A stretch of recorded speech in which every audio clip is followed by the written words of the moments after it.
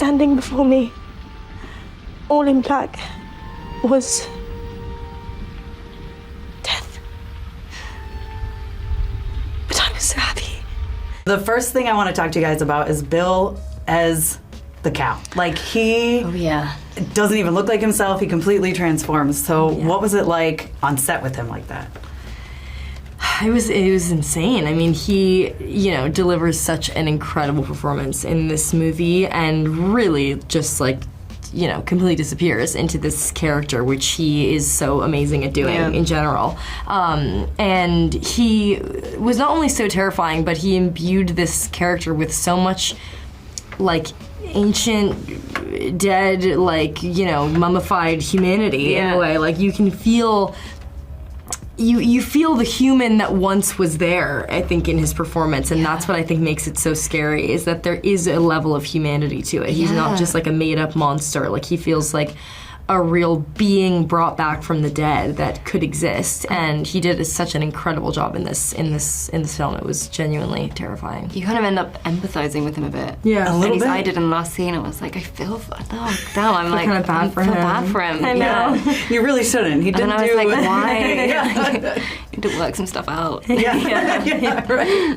Well, for you, Lily, I do want to talk about the physicality of your performance here, because it's incredible. It's haunting. Can you talk about the preparation that goes into that? Yeah, so we worked with an amazing movement coach who helped me so much. Her name is Maria Gabrielle Roti. She helped me tremendously to kind of choreograph all of those moments and also make sure that we were like rooting them in a part of her arc, because it's the external manifestation of the internal kind of war and pain that she's going through.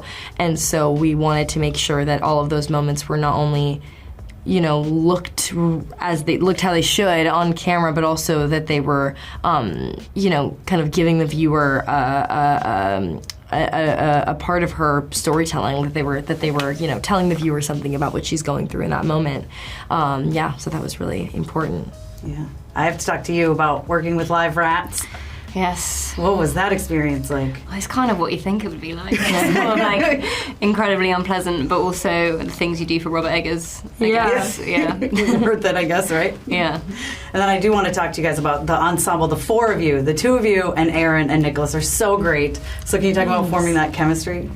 Yeah, I mean, I think that those two couples are so interesting, and Emma was speaking about this in an interview earlier, but it's like the light and the dark, they have to be there because those two couples almost serve as like mirrors to each other in the same way that like our characters do and Nick and Aaron's characters do. Like, I think that Anna looks to Ellen and thinks like, this is the kind of woman that I should be, and I think that Thomas also looks at Friedrich and thinks, this is the kind of man that I want to be. You know what I mean? I think that they are kind of a symbol of like the perfect family, the perfect relationship, all of these things that are very like aspirational, I think, to Ellen and Thomas. But of course, when something's so perfect, it has to have a tragic end. Awesome. Well, thank you guys so much for your time. I appreciate it. I have wrestled with the devil as Jacob wrestled the angel in Peniel, and I tell you, if we are to tame darkness, we must first face that it exists.